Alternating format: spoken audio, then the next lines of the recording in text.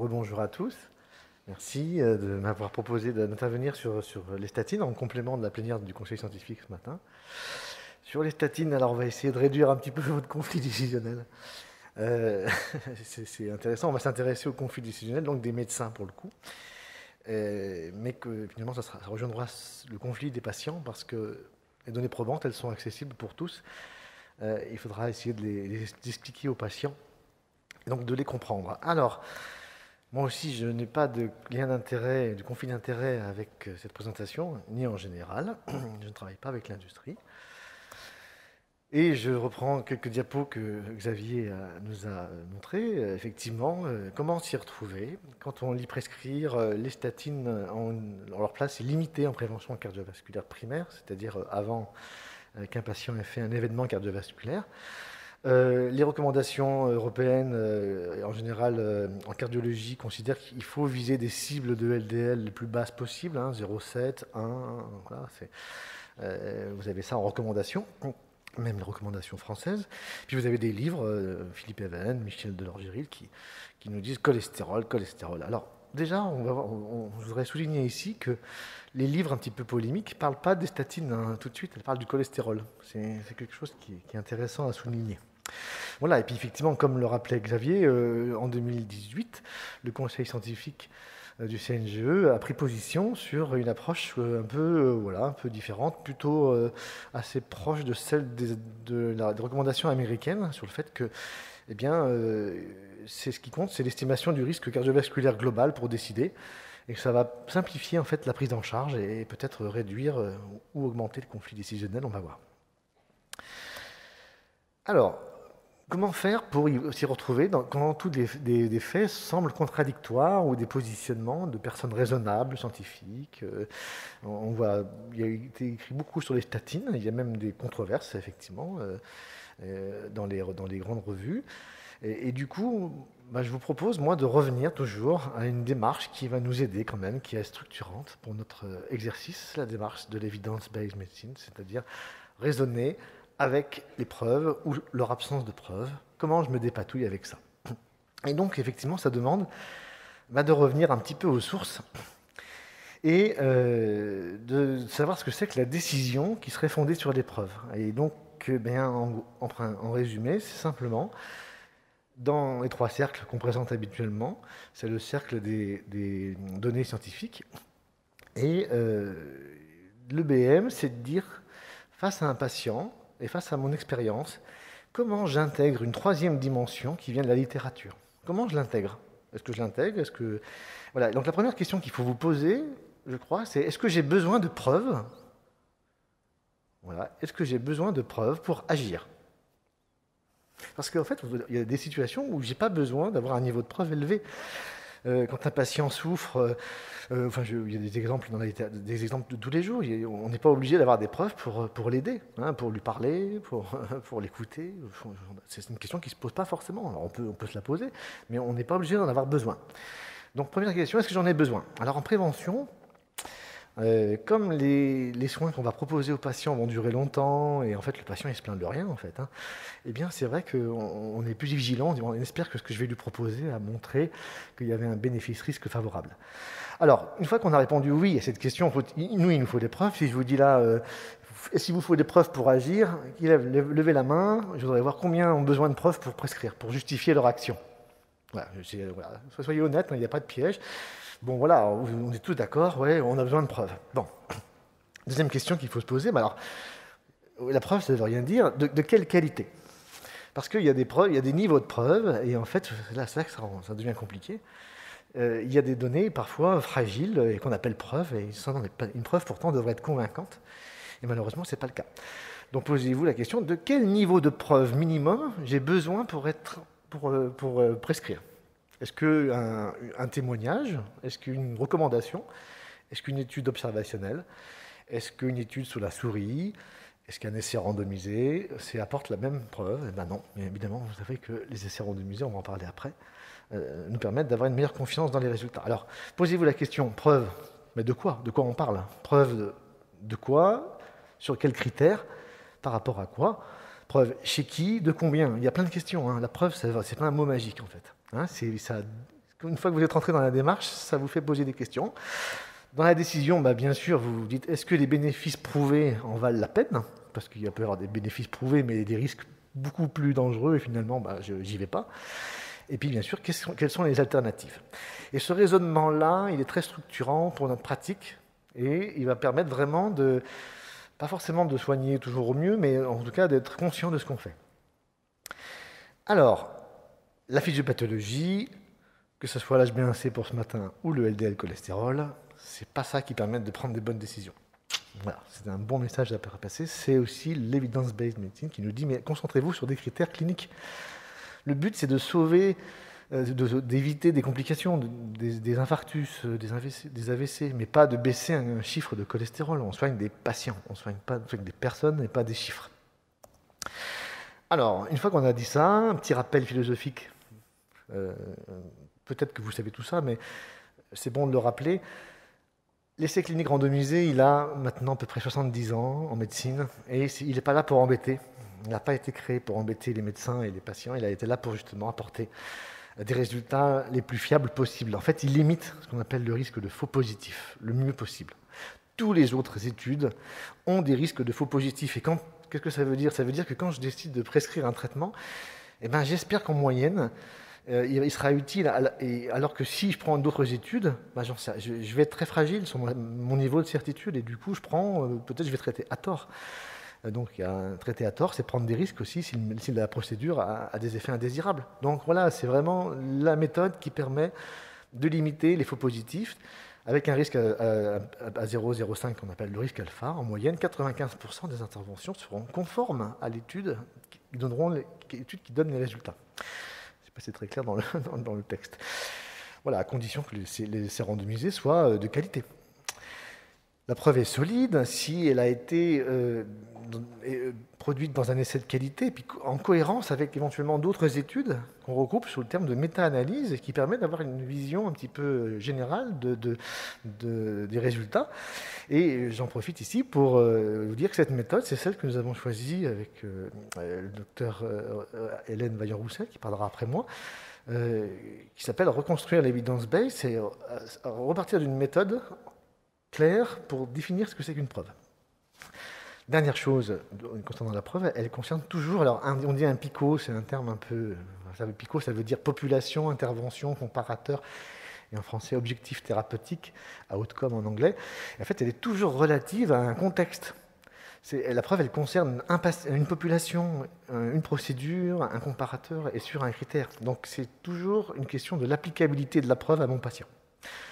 La preuve, elle doit être directe si elle est conforme à l'essai, sinon on est dans de l'extrapolation, qui peut être légitime, hein, mais voilà, ça c'est des concepts un peu épistémologiques pour essayer de... Voilà, si on part de ce prérequis, on peut avancer. Alors venons-en donc maintenant du coup à notre sujet d'aujourd'hui, les statines. Pour bien comprendre, voilà une belle étude que j'ai présentée aussi ce matin, qui s'appelle HPS, publiée en 2002 dans le Lancet, qui simplement, le but de cette étude, c'était de comparer l'efficacité de la simvastatine 40 mg, dose fixe, versus placebo, donc en double aveugle. Une étude de haute bonne qualité méthodologique, sans risque de biais, 20 000 patients inclus, suivis 5 ans, en moyenne de 64 ans. Un cholestérol, vous voyez, élevé, mais le LDL était à 1,30 g par litre.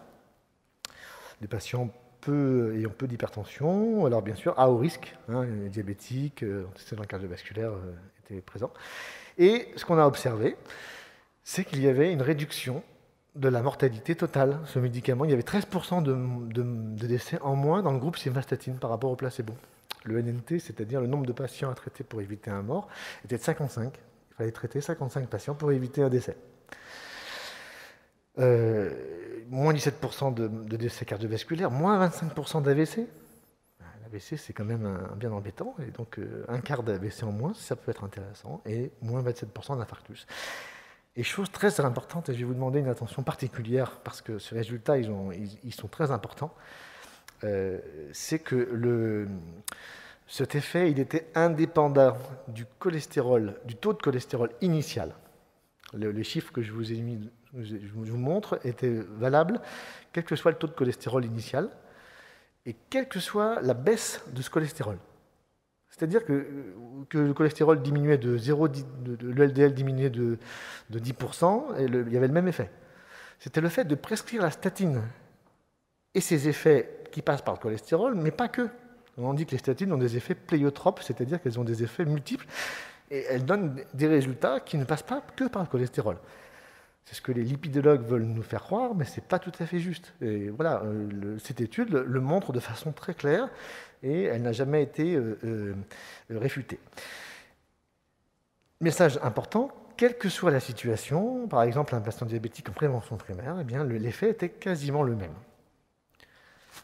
Vous voyez, là, on appelle ça une homogénéité, pour vous dire que quel que soit le risque du patient, l'effet était à peu près le même. Donc cette étude, elle a un peu bouleversé l'approche centrée sur les cibles de cholestérol, puisqu'elle dit, ben voilà, si je prescris une statine, pendant 5 ans, j'ai ces résultats-là en moyenne. Alors, ce résultat, il a été bien sûr, comme je vous disais, confirmé par d'autres. Et on a, bien sûr, dans les statines, il y a 27 essais qui ont été regroupés, par exemple, dans cette méta-analyse, dans une synthèse, et qui confirment les résultats de HPS. Donc on est dans une cohérence qui est, pour le coup, très, très propre.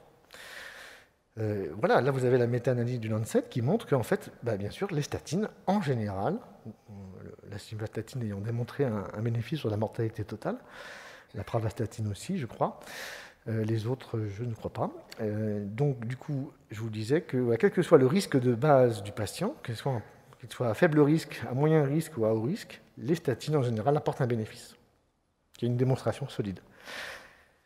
Voilà, et si on dit, non, ça c'est faux, c'est biaisé, c'est pas bon, eh bien alors dans ces cas-là, on ne va pas pouvoir bien discuter, on quitte le domaine de la raison, c'est-à-dire qu'il y a peut-être des critiques à faire dans ces études, bien sûr, elles sont sponsorisées, il y a des défauts parfois, mais quand on arrive à un niveau de cohérence comme celui-ci, je ne touche pas d'action dans les statines, mais je répète toujours en congrès que les statines, c'est la classe pharmacologique, une des classes qui a le meilleur niveau de preuve. Et que quand on s'interroge sur les statines, je vous dis toujours que ce n'est pas le premier médicament à interroger. Mais bon, voilà, donc ça c'est important de clarifier ça.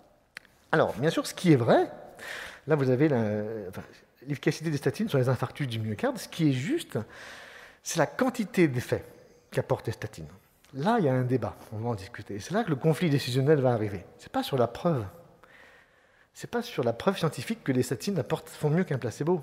C'est sur la quantité de bénéfices qu'elles peuvent apporter. Et là, je vous montre 4 ou 5 essais, non, 6 essais, qui vous montrent globalement que, vous voyez, quand vous avez un risque sous placebo calculé à 10 ans, plus le risque est haut et plus le bénéfice, bien sûr, est élevé. Puisque réduire un risque, là c'est un petit peu mathématique, je vous demande un peu d'attention encore.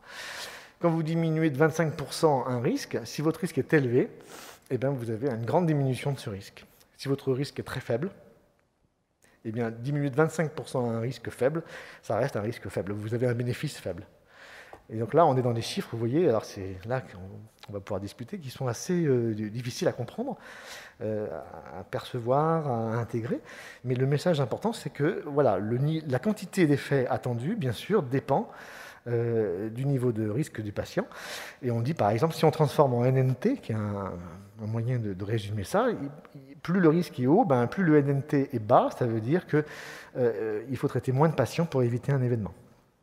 Et quand le risque du patient est très faible, il faut traiter, par exemple, ici 294 patients pour éviter un infarctus, alors que là, il fallait en traiter 38. Donc tout ça issu des essais randomisés. Venons-en à la preuve. Est-ce qu'il existe une preuve qu'il faut atteindre une cible de LDL, comme les recommandations européennes nous le demandent, comme on voit parfois affiché dans les laboratoires, il faut être à la cible à 0,7. En prévention primaire, aucune cible de LDL à atteindre n'a été validée. Il n'y a jamais eu d'essai randomisé testant cette hypothèse et la validant. Donc si on suit le BM, je vous disais, non, ce n'est pas démontré. Ça ne veut peut-être pas dire on peut interroger l'intérêt de le faire, mais ce n'est pas démontré. Donc bon, jusqu'à preuve du contraire, on n'est pas obligé de le faire. En prévention secondaire, il y a eu des essais plutôt qui montraient que les fortes doses de statine faisaient mieux que les faibles doses. En prévention secondaire, il y a eu une étude qui a montré que l'ajout de l'ézetimibe, il y a une faute d'orthographe, à 40 mg de stenotidine apporte un léger bénéfice. Voilà, donc c'est uniquement en prévention secondaire. Hein. L'ézetimibe n'a aucune place en prévention primaire, elle n'a pas été testée. Donc si on donne de l'ézetimibe à un patient en prévention primaire, c'est qu'on fait de l'extrapolation. Voilà, on a le droit de le faire, mais c'est de l'extrapolation. C'est pas prouvé. Et puis récemment, en 2018, je crois, voilà, un essai qui s'appelle TST suggère que viser une cible de 0,7 en post après un AVC ou un AIT récent est bénéfique. Mais bon, suggère, je vais vous expliquer pourquoi. Cet essai, en fait, comparait donc deux cibles de cholestérol. Une cible à 0,7 g par litre de LDL, alors que l'autre groupe contrôle avait une cible entre 0,9 et 1,10 g.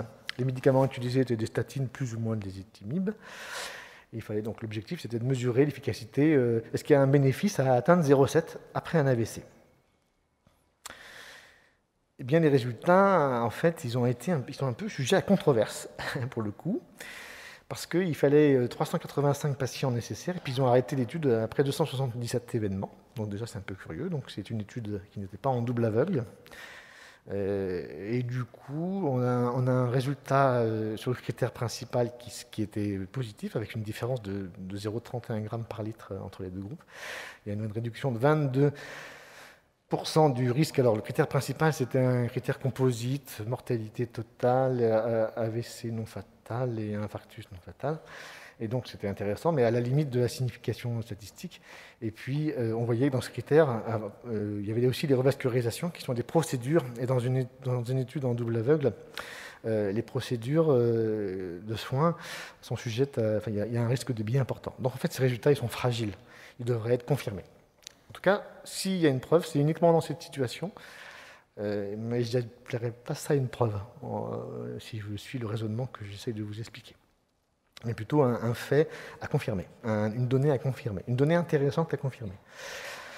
Voilà, donc les statines ont le meilleure preuve d'inefficacité sur les événements cardiovasculaires, avec une réduction de 25%. Retenez ce chiffre, ça peut vous aider en pratique. On réduit d'un quart le risque. Je dis souvent qu'il reste 3/4 du risque. Hein, et quand vous traitez par une statine, vous n'avez pas guéri votre patient de quoi que ce soit, vous lui évitez en moyenne 25% d'un risque. Ce qui n'est pas inintéressant, mais ce n'est pas non plus 70%, 80%. Y compris chez les personnes à bas risque. La simvastatine 40, Prava 40 diminue le risque de décès de mortalité, donc c'est quand même assez rare en pharmacologie pour le souligner, mais plutôt chez des patients à haut risque. Et on a déjà parlé du bénéfice absolu qui était d'autant plus grand que le risque cardiovasculaire du patient était élevé. Mais le problème de cette approche, c'est que c'est difficile à comprendre. Et même pour nous, médecins, c'est qu'on est un peu perdu. Les risques, en fait, les probabilités, notre cerveau n'est pas fait pour comprendre bien ces données.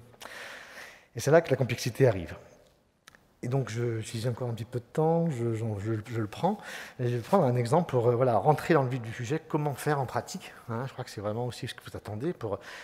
Vous allez voir, ça va nous aider à avancer, on va accompagner le patient dans sa décision, avec tous ces éléments. Et donc, on espère réduire, que le patient puisse faire un choix conforme à ses valeurs, à ses objectifs, à ses préoccupations. Et on va essayer de lui expliquer. Prenons l'exemple d'un homme de 50 ans qui est fumeur et qui n'a pas de cholestérol, au sens de classique. Son risque cardiovasculaire, il est équivalent à une femme de 60 ans qui aurait 2,3 g de cholestérol total et un HDL bas. Ça, c'est intéressant parce que ça vous montre déjà que l'homme fumeur de 50 ans a le même risque que la femme de 60 ans qui a un cholestérol élevé. Mais chez nous, dans notre façon de penser, on va traiter la personne qui a une dyslipidémie, alors qu'on ne va peut-être pas traiter le patient fumeur qui n'a pas de dyslipidémie. Et pourtant, ce n'est pas comme ça que ça fonctionne. Ils ont le même risque cardiovasculaire global, donc dans cet exemple-là, à 10 ans. Donc on peut trouver ça sur des sites d'aide à la décision, peut-être qu'on en discutera tout à l'heure. Et bien son risque, c'est des calculs avec on appelle ça des équations de risque. Et c'est vrai qu'en France, on n'a pas d'équation pour la France. Donc on prend des équations de risque, de calcul d'autres pays. Là, pour le coup, c'est l'équation américaine, donc, qui surestime un peu les risques. Mais en tout cas, ce que ça veut dire, c'est que ce patient ou cette patiente, elle a un risque de 9% d'événements cardiovasculaires. dans les 10 ans. Donc 91%, 9%, 91% ne feront pas d'événement. C'est bon à souligner. Tout le monde ne va pas mourir. C'est une bonne nouvelle, mais voilà, 9 personnes en moyenne feront un problème de santé. Donc ça, c'est le risque de base, on appelle ça le risque de base à gauche, et si on traite cette patiente avec un médicament efficace, eh bien, nous réduisons de 25% son risque, et pour le coup, eh bien, son risque passera à 6,5%. Donc on va dire que 2 personnes éviteront un événement. En moyenne, sur 100 personnes traitées, 2 éviteront un événement. Et donc là, il y a controverse. Enfin, pas controverse, j'emploie le mauvais terme, Xavier. Là, il y a discussion. Qu'est-ce que signifie 2%? Eh bien, ni moi, ni les patients, on est en difficulté. Pour certains, ça va être très, très élevé, pour d'autres, pas du tout. Et il n'y a pas de moyen de résoudre ce problème autre que en expliquant, mais qu'est-ce que ça vous fait, ce risque? Alors, il faudrait le comparer à d'autres risques. En théorie, on pourrait avancer pour aider les patients. Il faudrait, par exemple, montrer le risque à cet âge-là, le risque d'avoir un accident de voiture, de cancer.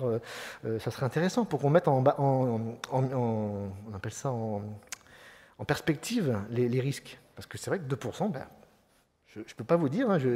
Probablement que je fais un petit sondage, qui traiterait, qui proposerait le traitement avec ce bénéfice-là et qui ne le ferait pas. Enfin, levez la main pour ceux qui disent moi je prends. Personne prend? On n'a pas de patient. Ah oui, ah oui, c'est vrai. Bon, mais on en discutera. Bon, je continue, et pour illustrer un petit peu le bénéfice de l'approche centrée sur les risques, si l'homme fumeur en particulier, on lui dit, l'option 1, prenez une statine, vous gagnez éventuellement 2 événements en moyenne sur 100, et si vous arrêtez de fumer, vous gagnez 4 événements. Voilà. Alors si vous arrêtez de fumer et que vous prenez une statine, ça fera un calcul. Et on expose ça au patient dans la simplicité. S'il dit, je prends la statine, eh bien il a raison.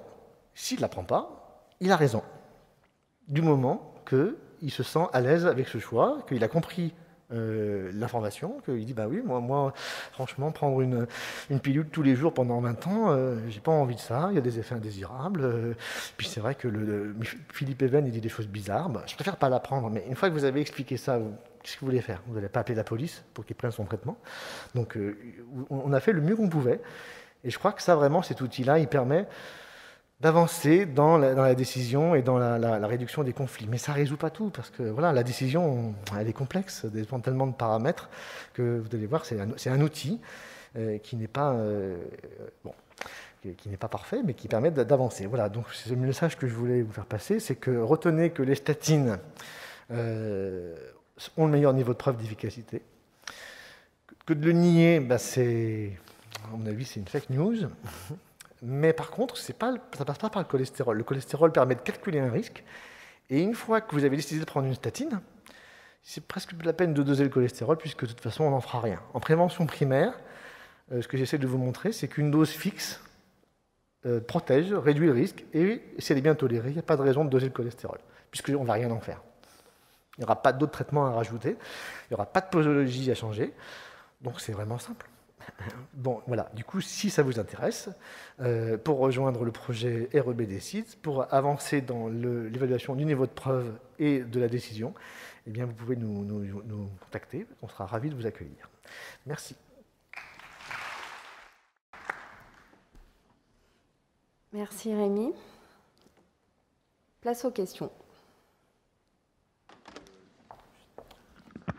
Merci pour cette intervention, Jean-Marc Lefebvre. Je suis généraliste et je fais partie du Collège lillois.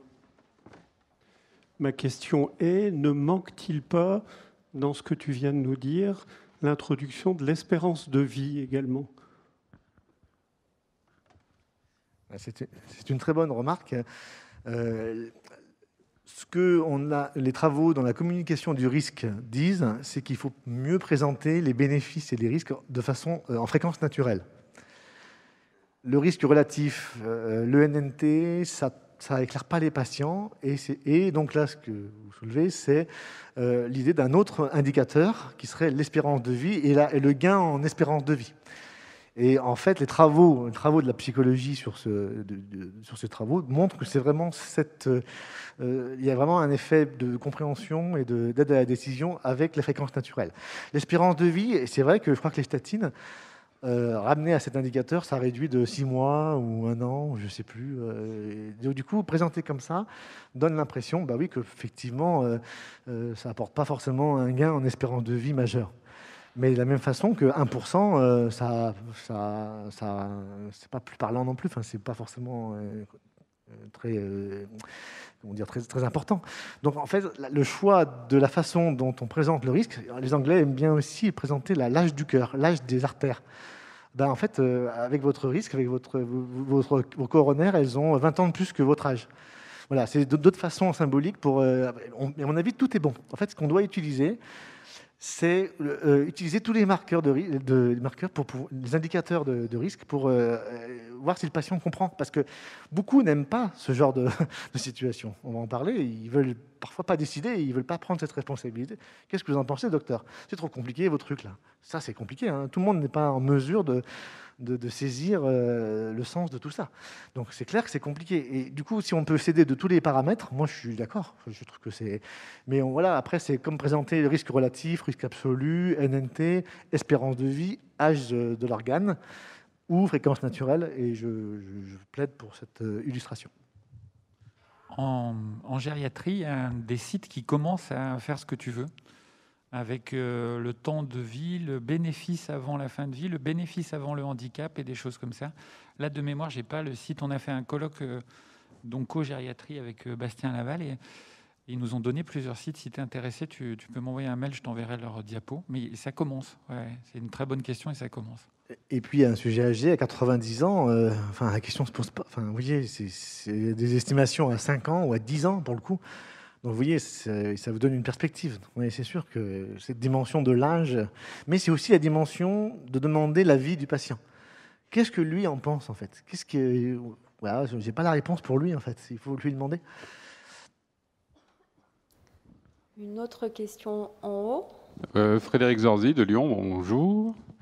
Merci pour ces... Je suis là-haut. Ouh. Merci pour ces excellentes présentations. J'avoue que depuis quelque temps, je souffre de désaccords avec des collègues cardiologues qui considèrent que puisqu'il y a tel ou tel élément, eh bien, ce patient bascule en prévention secondaire, et alors qu'il n'a pas eu d'événement. Et je serais curieux de savoir ce que vous répondriez. Merci pour cette excellente question, Frédéric. Ah, les cardiologues. On va pas parler. Non, c'est vraiment. On travaille en bonne intelligence avec eux tous les jours. J'ai envie d'abord de répondre qu'en prévention primaire, ce sont nous, médecins généralistes, les spécialistes. Je vous demande solennellement de soigner vos patients en prévention primaire, c'est-à-dire qui n'ont pas fait d'événement, qu'ils soient diabétiques, hypertendus ou avec un risque cardiovasculaire que vous avez calculé. C'est à nous de les suivre, c'est nous qui les voyons tous les jours, c'est nous qui les accompagnons dans leur choix. N'envoyez pas au cardiologue, vous allez avoir des problèmes. Après, la prévention secondaire, c'est vrai que les mots sont importants, la définition. Nous, on appelle prévention secondaire quelqu'un qui a fait un événement cardiovasculaire. Et il faut rester ferme sur cette définition parce que avoir un événement dans sa vie, ça change sa vie. Ça c'est signifiant. Avoir une plaque de cholestérol à 30% dans les artères fémorales, eh ben voilà, il y en a qui considèrent que c'est la prévention secondaire. Et il y en a qui considèrent que, ils considèrent, mais en fait, les études que l'on a, elles sont complexes parce qu'il y avait des patients dans ces études qui avaient des événements. Donc il y avait un mélange et on est d'accord que c'est une construction tout ça. C'est que les risques ils sont continus en fait. Mais ce que je vais vous dire, c'est qu'il faut rester un petit peu ferme dans nos définitions de prévention secondaire et primaire parce que c'est ça permet de vraiment soigner avec cette approche. C'est vrai que quand vous restez en prévention secondaire, quelque part, l'événement, la maladie est arrivée et là, on change de raisonnement. Après, si c'est pour parler des cibles, j'ai aucun problème pour leur dire qu'ils n'ont pas d'études pour le dire. Et c'est là où on se met en porte-à-faux. On n'interprète pas la littérature forcément de la même façon. Là, c'est des controverses scientifiques. Et là, il n'y a pas de réponse. Il faut bien s'entendre et discuter. Et il n'y a pas de réponse claire. Mais par contre, garder la limite prévention secondaire primaire comme un moyen de dire, là, on est en prévention. Donc, en fait, vous n'avez pas fait d'événement, vous n'en ferez peut-être jamais. On chemine ensemble et c'est moi qui vous suis. Je ne sais pas si ça répond bien à ta question. Oui, moi, ça me répond bien, mais je ne sais pas pour Frédéric, il nous dira. J'ajouterais, Frédéric, que du coup, le cardiologue, il met le patient en situation de conflit décisionnel, automatiquement, et nous aussi, et que du coup, on va pouvoir informer le patient qu'il y est, et on va informer le cardiologue qu'il l'a fait dans le prochain courrier. Et que le conflit, ça peut conduire le patient à tout arrêter, finalement. Eux, ils ne sont pas d'accord entre eux, c'est pas bien important, cette affaire, voilà. Et à force d'écrire ou de téléphoner, mais téléphoner prend du temps, on peut quand même changer la vision. Moi, j'ai un endocrino qui m'a arrêté une statine pour mettre un fibrate à un patient à très haut risque cardiovasculaire, ayant déjà fait un AVC. On a discuté aussi, voilà, parce qu'il avait un taux de triglycérides un peu au-dessus, quoi. Donc, il faut revenir au risque global. Les patients, ils comprennent quand même bien, je ne sais pas dans votre pratique, mais quand on leur dit, nous, on connaît quand même votre globalité, bon, c'est un peu un truisme, hein, mais ils comprennent bien. Lui, il fait le cœur, lui, il me connaît tout entier, ça va pas mal. Voilà. Une autre question. Bonjour, Pierre-David Mérigot de Lyon. Moi, je suis en bas, à gauche, à ta gauche. Coucou. Et j'aimerais bien qu'on continue de parler un petit peu des cardiologues, du coup. Mais tu as déjà un petit peu répondu à ma question. Je me posais justement ces nouvelles cibles de LDL me questionnent. Et est-ce que vous avez plus de détails à nous apporter concernant les origines, les mythes et légendes de toutes ces nouvelles recommandations, nous expliquer un peu d'où ça sort, s'il vous plaît. Merci. Cette question, donc, c'est la question des cibles, des recommandations. Bon, alors, 80% des auteurs des recommandations sont des spécialistes et ont des conflits d'intérêts. Ça, c'est factuel, j'y peux rien. Ils ont des conflits d'intérêts, ça veut dire qu'ils ont travaillé avec l'industrie. En dehors du fait qu'il y a une controverse scientifique, déjà, on sait que la cible, c'est un peu comme pour le diabète ce matin, pour ceux qui étaient là, l'approche cible, elle conduit à empiler des médicaments pour atteindre une cible. Et vous voyez, le bénéfice, pour l'industriel, en tout cas, il est évident. Mais ce n'est pas ça qui guide les médecins. Moi, je ne suis pas là-dessus. C'est qu'il y a une croyance causale partagée. Ils croient que le cholestérol est un facteur causal. Et peut-être qu'il l'est. Le débat n'est pas là.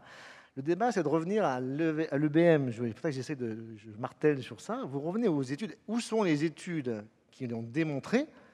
Et on ira. Et vous irez, on ira tous. On est des gens raisonnables, on est des gens sérieux. Si on a une étude qui nous dit que baisser à 0,5, on sauve plein de personnes, on ira tous. Mais on est prudent. On dit le mieux est l'ennemi du bien, comme on dit. C'est-à-dire que peut-être qu'ils veulent trop en faire, mais nous, déjà prenez une statine. Déjà la prendre, il a le droit de réfléchir. Alors atteindre une cible avec un dosage tous les 6 mois, vous voyez, on rentre dans quelque chose qui, quand on y réfléchit, c'est un petit peu fou. Alors, d'où ça vient?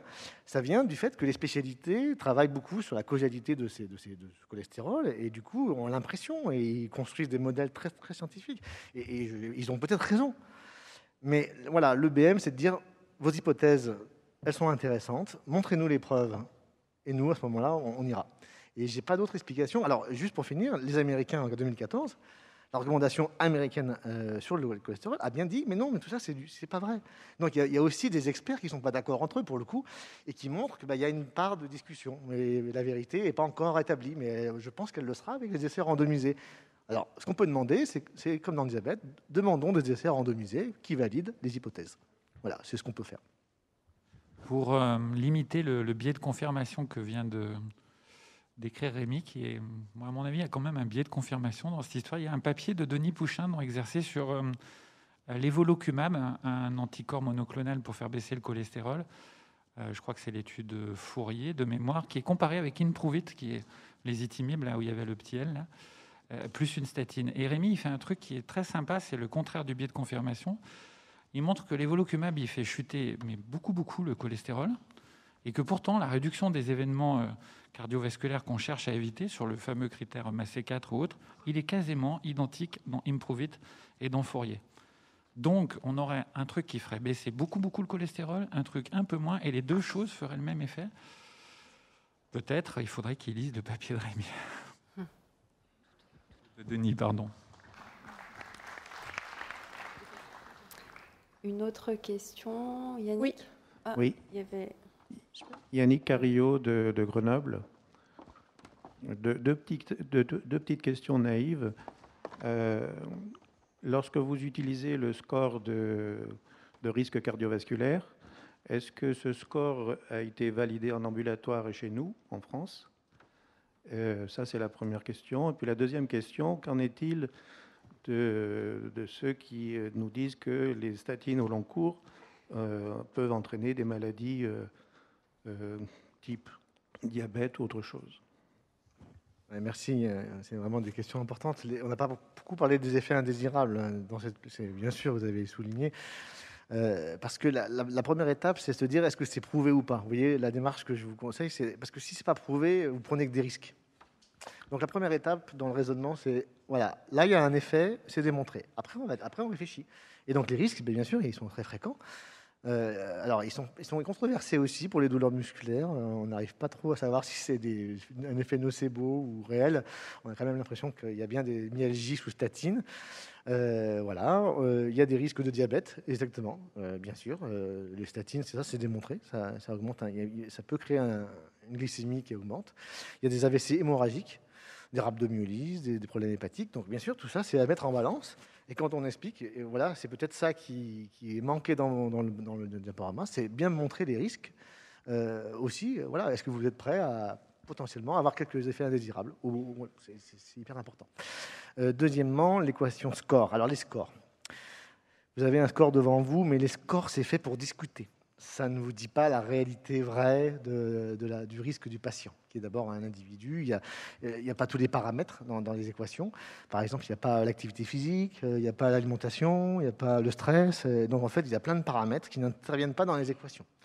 Donc, c'est des moyens de discuter. C'est des moyens de discuter, ce n'est pas des moyens absolus de dire vous êtes là, et voilà, c'est un moyen de dire ben, voilà le bénéfice que ça pourrait entraîner. Et donc, du coup, l'équation score n'a pas été validée en soins primaires en France. Non, c'est pas comme ça que ça s'est fait. C'est des consortiums européens qui ont mis des paramètres ensemble. Il n'y a pas de validation en soins primaires. Non, bien sûr que non. Mais par contre, c'est utile pour pouvoir discuter, pour avoir une estimation. Là, on est dans l'estimation. Au lieu de dire... en fait, c'est rentrer dans une démarche quantitative. Parce qu'avant, on faisait comme ça. On faisait un peu au doigt mouillé. On disait, il fume, le patient il fume, il a de l'hypertension, il a du diabète, il est à haut risque. Et puis voilà, ça marche. Voilà, c'était un raccourci. Là, on rentre dans des données qui sont plus proches de la réalité, mais plus difficiles. Alors, elles sont incertaines, parce que les estimations restent des estimations, mais elles nous permettent de rentrer dans une démarche. Voilà, c'est pas la panacée, encore une fois. C'est pas non plus la vérité du patient. On ne sait pas où il se situe. Voilà, je voulais vraiment souligner ça, que vous ne fassiez pas un totem de ces équations. Elles sont là pour discuter.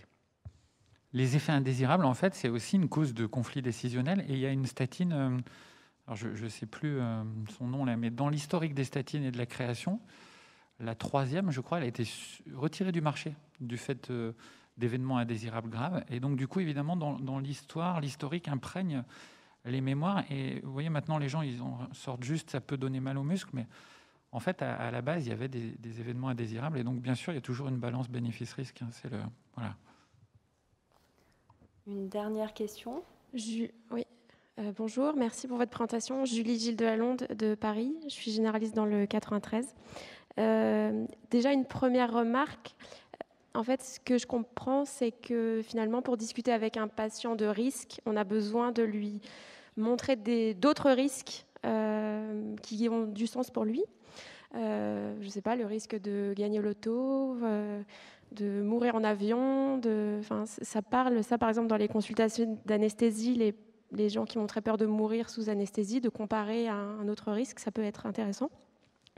Du coup, la première remarque que je me fais, c'est qu'on aurait l'utilité d'un référentiel de différents risques pour aider à réfléchir en consultation. Et on pourrait l'utiliser pour plein d'autres trucs de dépistage, prévention, cancer, etc. Et l'autre question que je me pose, c'est que donc maintenant je comprends que en fait que je prescrive une statine ou pas en prévention primaire, ça change pas grand-chose. Les deux sont justifiables. Ce qui compte, c'est que la décision, elle soit plutôt menée avec le patient et qu'il puisse prendre une décision éclairée. Du coup, je me demande qu'est-ce qu'on fait de l'exploration d'une anomalie lipidique alors, parce que c'est une demande qui est fréquente de la part des patients, qui en plus a d'autres bénéfices parce qu'elle peut soutenir le patient dans son besoin de prendre soin de lui, de prendre soin de sa santé, changer ses habitudes alimentaires, etc. Mais finalement, quel est l'intérêt vraiment de doser le cholestérol, le LDL, à quelle fréquence et pour quel patient?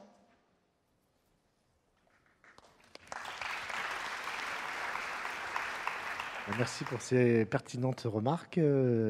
Donc, je suis preneur d'une échelle des risques globaux de chaque patient, si ça serait le top. Si on rentre dans la médecine des risques, et en prévention, c'est le cas, il nous faudra ce type de comparaison pour aider à probablement les patients et nous-mêmes à comprendre en perspective tous ces risques. Et du coup, il faudra évaluer si ça a un intérêt.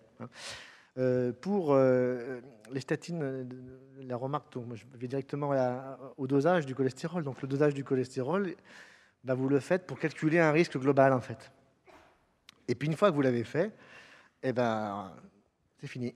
Économie de la sécurité sociale, on n'embête plus les patients, sauf bien sûr si vous avez l'impression que ce patient a besoin de cet indicateur pour changer ses modes de vie. Évidemment, s'il vous dit que pour lui c'est important et que ça va l'aider à prendre en charge, à avoir une alimentation plus équilibrée, si pour lui c'est un paramètre qui indique quelque chose, ça peut se discuter. C'est controversé. C'est pas démontré que doser son cholestérol tous les 6 mois, ça aide les patients à arrêter de fumer, par exemple. Je sais pas, mais bon. Et du coup, oui, le message simple, c'est qu'on pourrait s'en passer.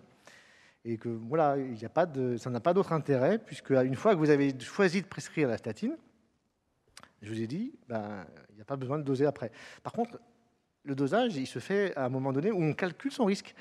À quel moment ça va se poser? Vous voyez, là, je vous ai donné un homme de 50 ans. Est-ce qu'il faut commencer à 40 ans en fonction du facteur de risque, s'il est diabétique, si c'est un gros fumeur, hypertendu? Ça peut être avant.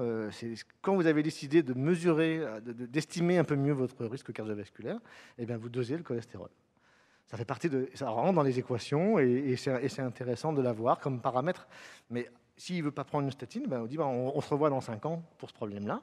On le redosera quand vous voudrez. Il n'y a pas de raison de ne pas le faire. Il n'y a pas d'erreur. C'est juste que ça éclaire à un moment donné et ça se discute avec le patient.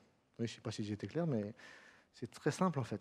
Et ça vous évite de prescrire des bilans tous les 6 mois, tous les ans, pour savoir si votre cholestérol est à la cible. En fait, on s'en fiche.